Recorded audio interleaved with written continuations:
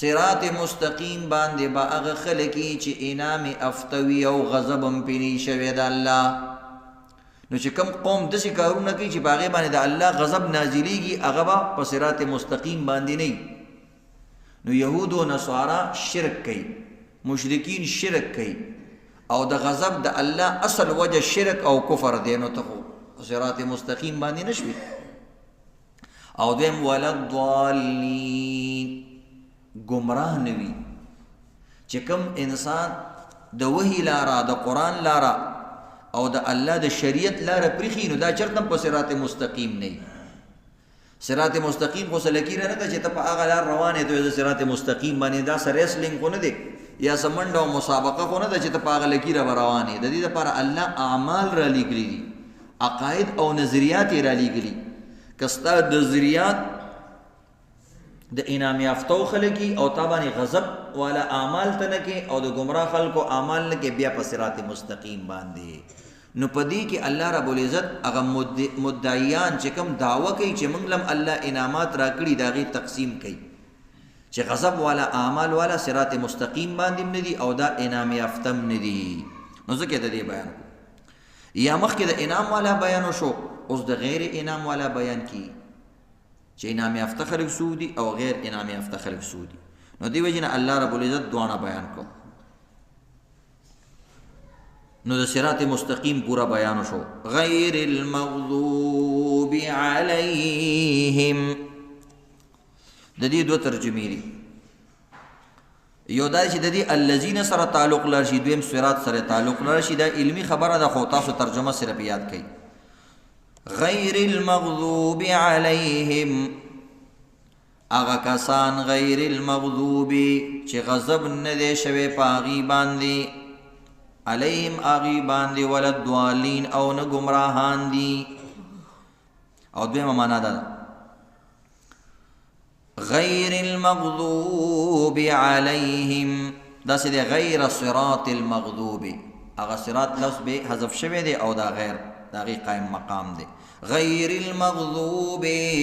نه لار د هغه کسانو، لار ټکې به پکې راولي. صراط الذین انعمت علیہم، یا الله په لار د انعام یافتو مې روان کا.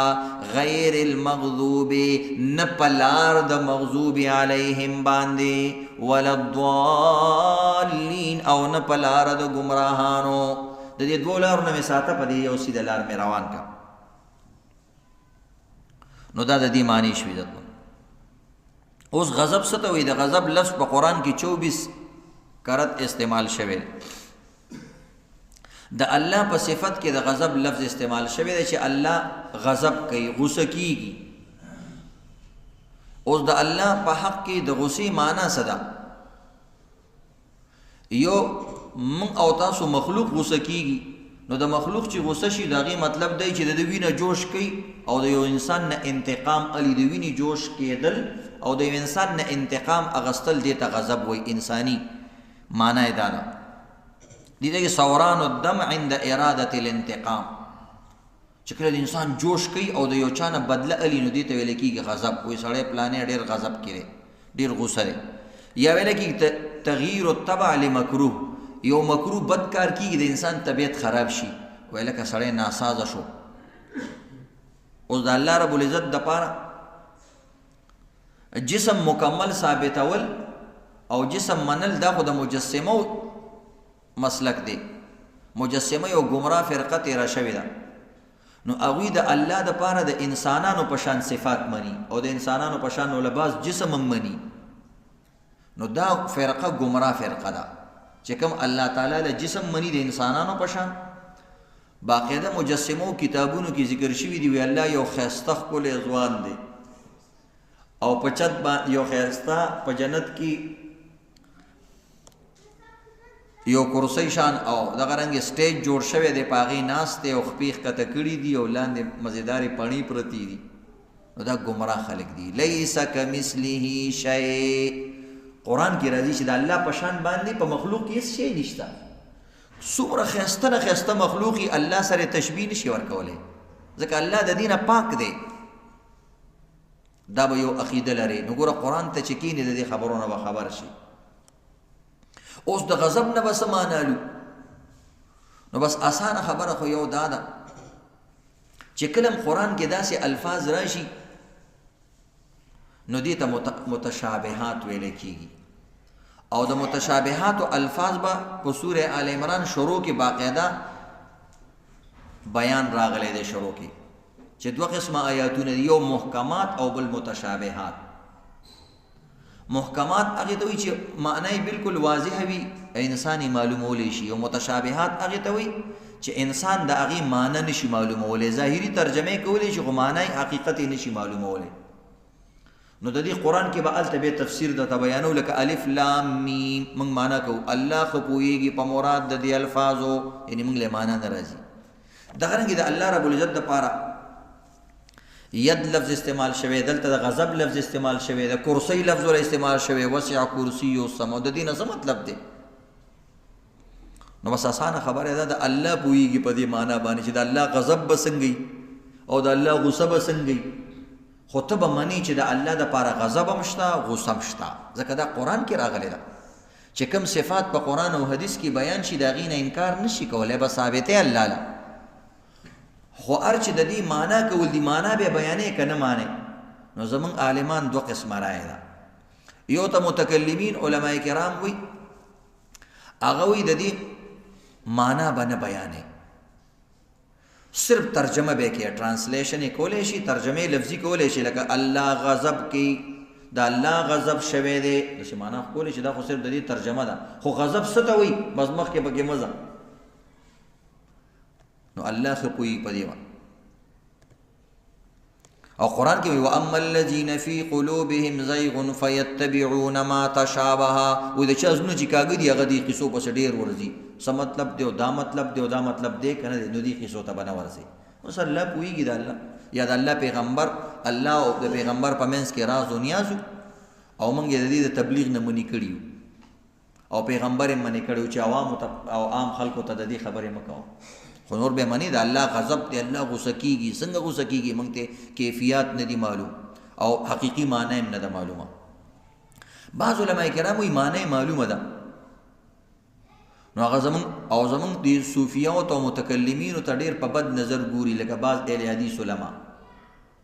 هغوی دې د دې نه انکار کوي موږ انکار نه دی کړی غضب د الله صفت دی شته دی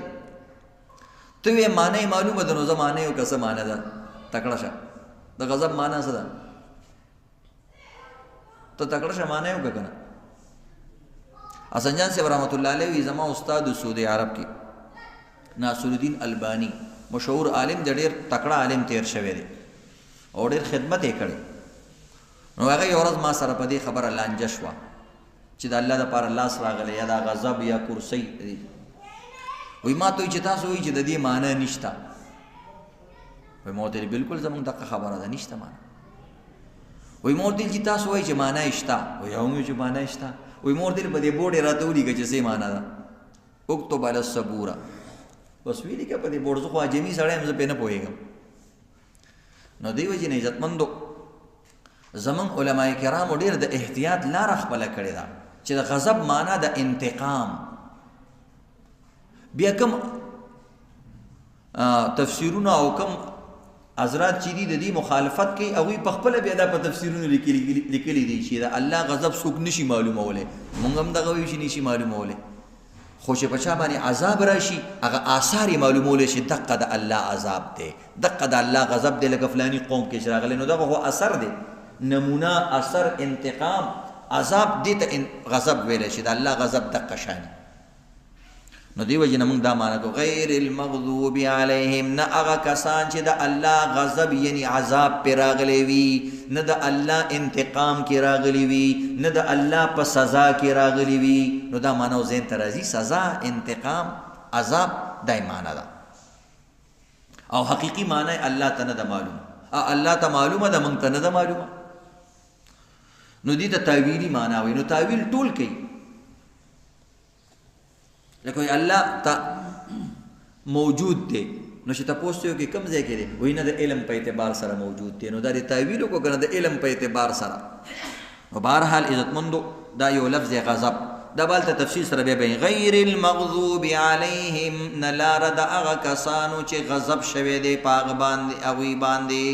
یعنی د الله عذاب پې راغلی دی په هغه لارې مراد د الله وله سزا ورکړې ده الله ته انتقام اخیستی دی دا معنا کولی شي دقه معنا یې کوه اسانه معنا ده غیر المغضوب علیهم ولا الضالین دلته علماء کرام د غضب اسباب بیانوي چې د الله غضب په کوم وجوهاتو باندې راځي کوم داسې کارونه دي چې د هغې د وجې نه د الله غضب راځي ځکه ته هر مونځ کې دعا کوې چې الله د غضب نه مې وساتې د غضب نه مې وساتې نو هغه اعمال چې د هغې د وجې نه د الله غضب راځي د هغې نه ځان خبرول پکار دي د دې لپاره چې ته په صراط مستقیم باندې صحیح روان شي ځکه که غضب او اسباب دې ونه پېژاندل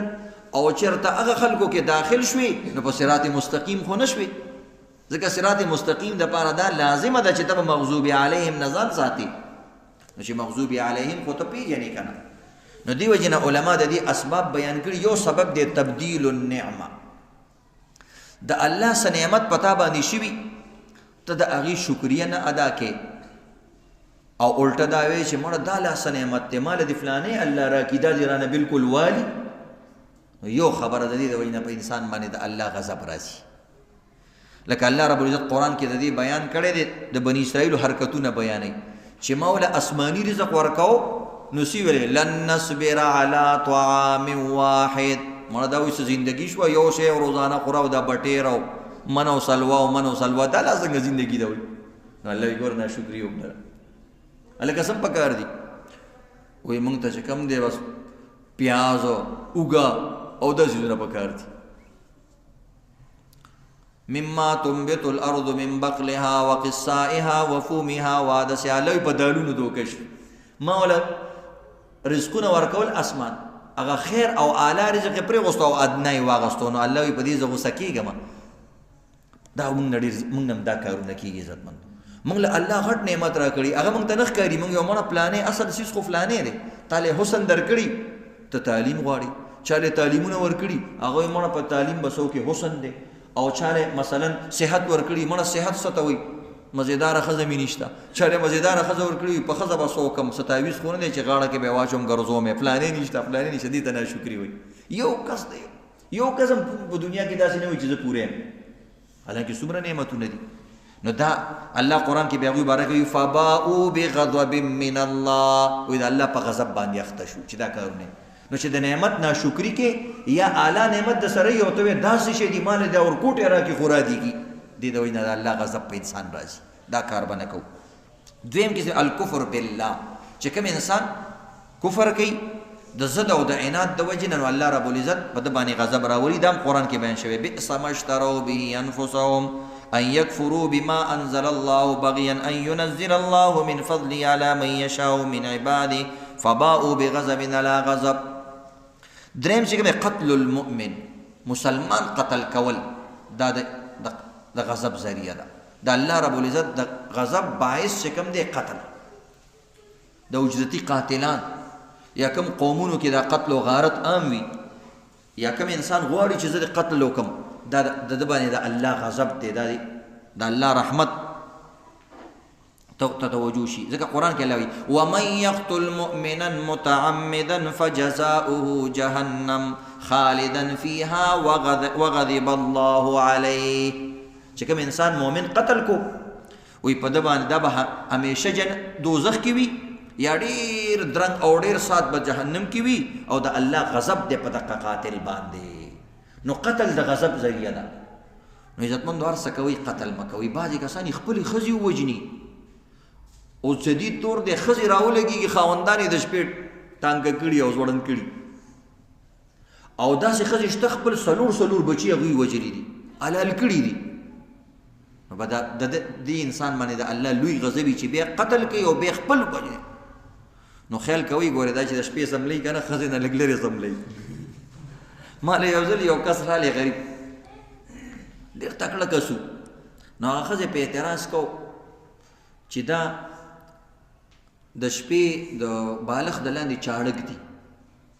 نو زه یارېږم نو واقعي خبره ده مور دی ګوره دا ته څه کې دومره ظلم څوک کوي ستا خپله ښځه ده نو ما ته مفتی صاحب زمانه بیان نالی نو ته راو دا خبره کم بیان وکړه هغه وی زما ښځه ما په مخ باندې په سپېړو باندې وی ما ورته بالکل چاړه بالغ لاندې کړه سبب یې د مرۍ نه نیولې وی سوچ کوه او غټه ګیره وه د هغه په مخ باندې په ژړا شو سترګو نه یې اوښکې راغلې نو دا قتل و غارت جنگ جګړه جنگ و جدال او دا څیزونه نه دي دا د الله د غضب ذریعه ده د بل بیان هم اورېدل پکار دي نو بهرحال دا خو مې سره د ګپ شپ وکړو ځکه چې داسې نه دي کول پکار یو ځل زموږ مشر مفتي صاحب وویل یو ډاکټر و د هغه نه ښځه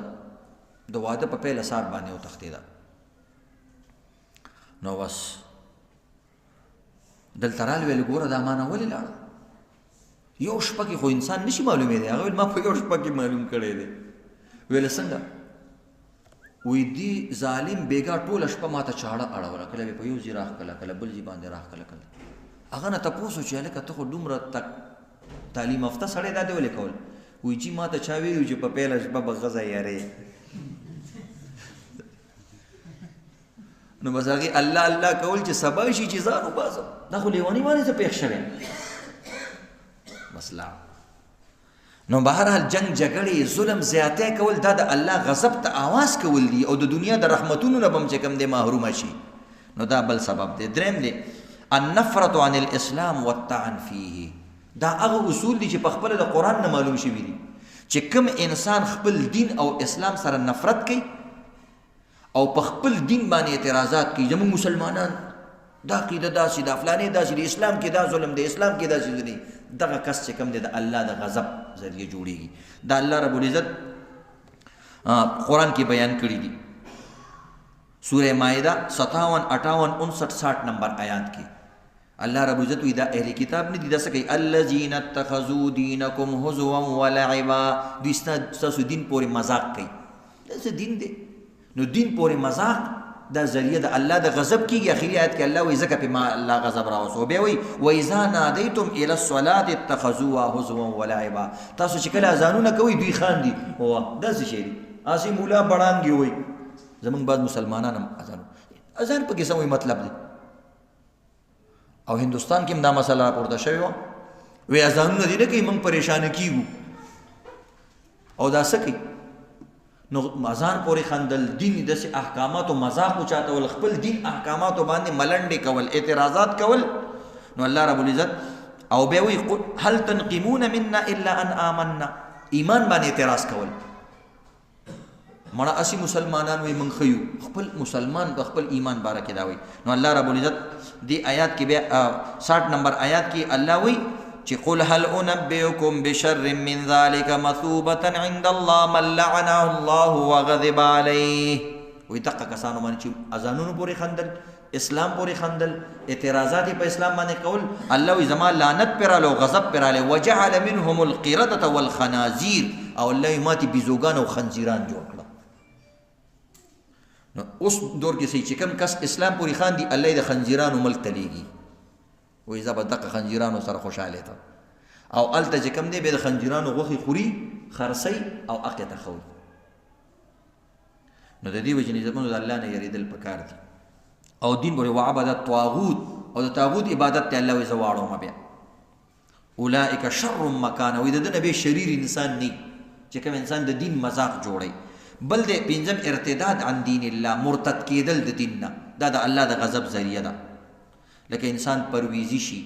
قادیانی شي یهودی شي عیسائی شي نو د دې د وجې نه الله غضب راځي قرآن کې الله وایي من کفر بالله من بعد ایمانه الا من اکره وقلبه مطمئن بالایمان ولكن من شرح بالكفر صدرا فعليه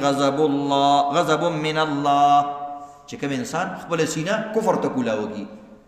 او اسلام پریدي وایي دقه انسان باندې د الله غضب دی اشپاگم وجه ده جهاد نه تختیدل یا جهاد پر غستل لیکن قرآن پاک الله رضت الله ویلی دی بغضب من الله شپاگم وجه ده الطغیان فی الرزق رزق کی سرکشی کول او رزق ده الله نعمت نه ګڼل او رزق کی ناشکری کول دی بارکم الله رب العزت قرآن پاک وی کلوا من طیبات ما رزقناکم زما پاک رزقونه خوري ولا تطغوا فيه فيحل عليكم غضبي دی کې اخوا دی خوا مه کوئ ګینه زما غضب په د باندې راشي بعضې کسان یې هغه خپل رزق د سره ګڼي نه چې دا سره رزق دی که نه دی وایي موږ سره څه شي دي مړه نو هغه ځان نه بره ته ګوري نو د رزق ناشکري دا هم ښه نه ده او اتم نمبر موالات الکفار کفارو سره د زړه مینه ساتل چې دا کفار مړم سم دي هسې زموږ د مولیان خبرې کوي او د هغوی بس د خپل عبادت طریقه ده څه چلو شو بس هغوی دې هغسې کوي او موږ دې داسې کوو نه او د هغې طریقې د زړه نه خوښول چې هغه هم صحیح دي او دا هم صحیح دي د دې باندې د الله غضب راځي الله وی ويعذب المنافقین والمنافقات والمشرکین والمشرکات یا ایها الذین آمنوا لا تتولوا قوما غضب الله علیهم الله وی دې کافرانو سره د زړه مینه مه کوئ چې کوم باندې د الله غضب راغلی او نهم نمبر اساءة الظن بالله الله سره باندې بدګمانیانې کول دام عزتمندو قرآن پاک راځي الظانین بالله ظن السوء علیهم دائرة السوء وغضب الله علیهم کوم انسان چې په الله باندې بدګمانیانې کوي نو به دا انسان باندې د الله غضب راځي نو نن درته اسباب بیان شو عزتمندو چې د دې د وجې نه د الله غضب په انسانانو باندې راځي الله رب العزت دې موږ او تاسو د دې نه حفاظت وکړي نو صراط مستقیم ترجمه اهدنا الصراط المستقیم یا الله روان کې ما په سیده لار باندې استقامت را کې د سیده لاره صراط الذین انعمت علیهم لار داغه کسانو چې انعام کړی تا په هغوی باندې غیر المغضوب علیهم نه لار داغه کسانو چې غضب شوی دی په هغوی باندې اللهم صل علی محمد وعلى آل محمد